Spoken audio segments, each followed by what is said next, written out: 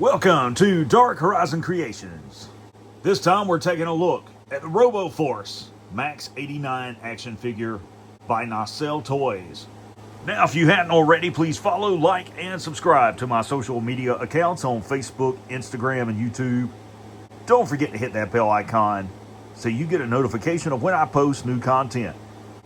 Alright, so I've got a really awesome review for you guys today. This is the RoboForce Maxx 89 action figure by Nacelle Toys. This is a trip down memory lane for me because way back in 1984, after RoboForce was first released by Ideal Toys, my mom and aunt went Christmas shopping. They told me they were going to see Santa Claus. They came back and my aunt gave me a Maxx 89 action figure.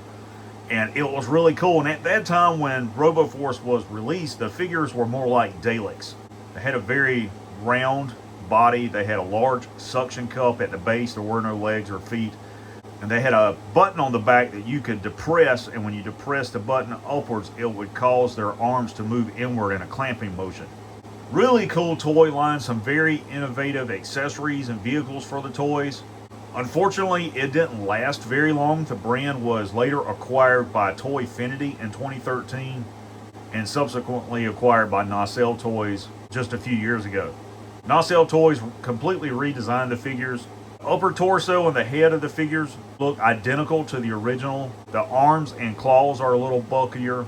But the overall aesthetic and appearance of the figure is nearly identical, with the exception of having individual legs that of course have suction cups on the base of the foot pad.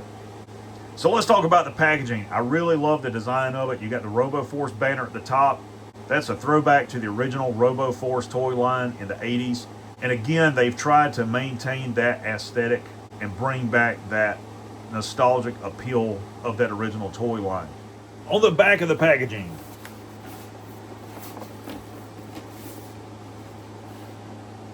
it says Maxx 89 was built to lead RoboForce, but on the day of their grand introduction to the world, the Utopia GS101 line of bots stole the spotlight. Maxx was relegated to robo-rooting the toilets of Detroit. Wow. Maxx's hopes of being a leader faded over time until this once trusted Utopia GS101s began hurting the innocent. This causes Maxx to lead RoboForce on a dangerous mission to stop the 101s from wreaking havoc upon the world. Alright, so here we have Maxx 89 outside of the packaging. Now, I have left him in the insert tray momentarily so I can go over all the accessories that are included. To begin, there's some sort of accessory line in the upper left. There's an interchangeable claw with some sort of blade on it, another accessory line. The upper right, there looks like some sort of cannon, and then in the lower right, there is a cannon with a pistol grip on it. That looks really cool. Alright, so here we have Maxx 89 outside of the packaging. Let's bring him in close. You guys can see the attention to detail, head sculpt, and it will rotate left and right, slightly pivot. And I don't know if his chest opens. On the original one, the chest opened and you could put their little gun in there. Forward movement at the shoulder joint will rotate. It's on a ball joint there. Shoulder joints are fairly tight. They'll also rotate. Top, and it's got double jointed elbows. You guys can see that. Looks like this part of his elbow pad there is slightly out of place, and then no forearm rotation.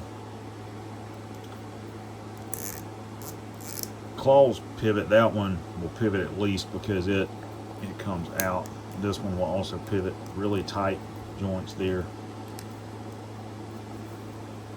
and rotate it at the waist. Waist seems to be on a ball joint.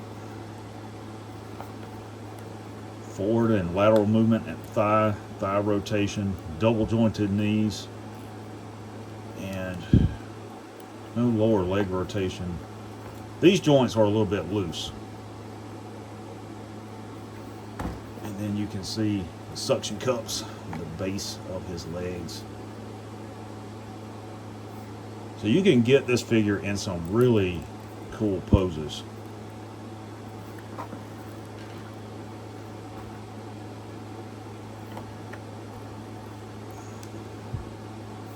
That looks awesome. Really, really cool. And I love the paint applications. The blue, the yellow, original sticker from the 80s there. Even the paint applications for the eyes looks identical to the orange they used on the original figure. A lot of detailing on all the mechanical sections of his legs and arms. It looks like maybe a wash applied over the black there.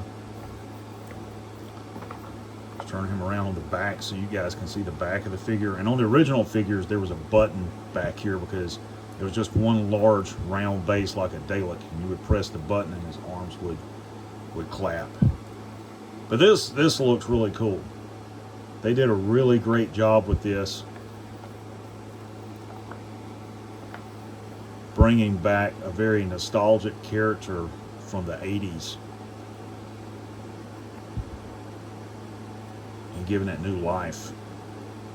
And if you depress the action figure down on the suction cups like I'm doing now, that'll help stabilize it. You can see it's moving on its own. It'll kind of come up. You might even want to get a action figure stand to go around the back and clip into him if you plan to display him outside of the packaging on a shelf. So let's take a look at some of the accessories. First and foremost, I want to look at this gun. This thing is really awesome. Incredible paint applications on there. It's got some gunmetal and copper. It's obviously been airbrushed on there. Really awesome looking. And I'm just going to presume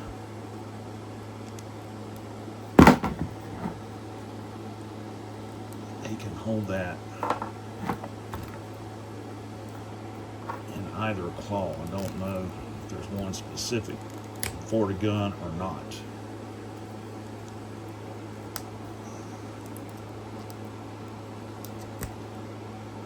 Yeah, so he can hold that in that claw.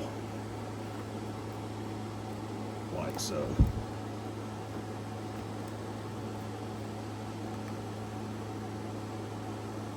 And again, you can get him some really cool poses like that. That looks awesome. That's incredible. I do like this figure.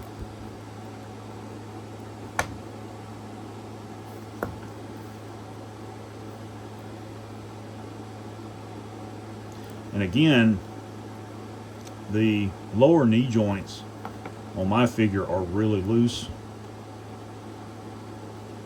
I don't know why. I think they should be tighter. Perhaps this one was dropped because the box was open when I bought it from Walmart.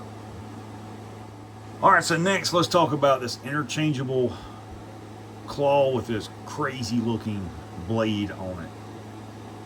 And you guys can see the metallic finish on their claws.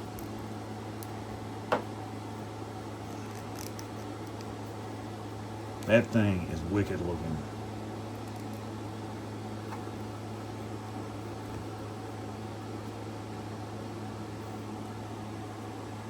That's bad.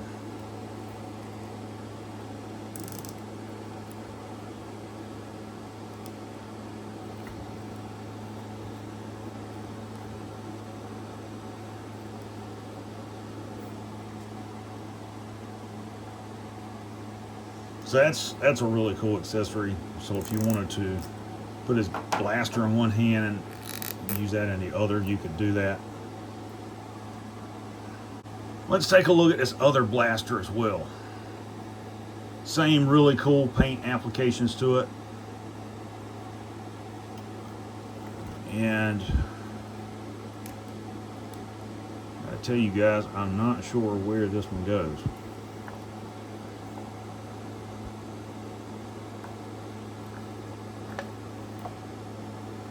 Huh.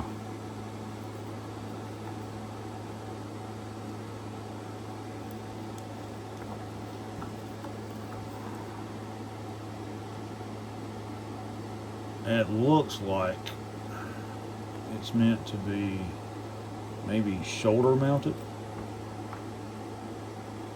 It It's got that square port on it like that. That's crazy. So he could have both his handheld blaster and that shoulder mounted blaster. And it will go down into this port. Further, you can see how it's shaped. Just have to apply some force because this part is rigid. It's not flexible. I think it sits a little bit high myself. If I were to have it on there, I'd want it a little bit shorter. But still a really, really cool feature.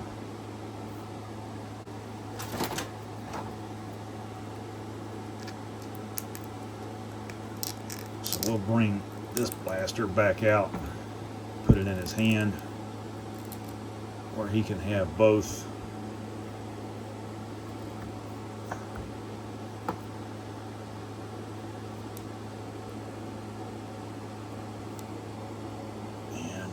Yeah, you can't rotate the shoulder mounted blaster.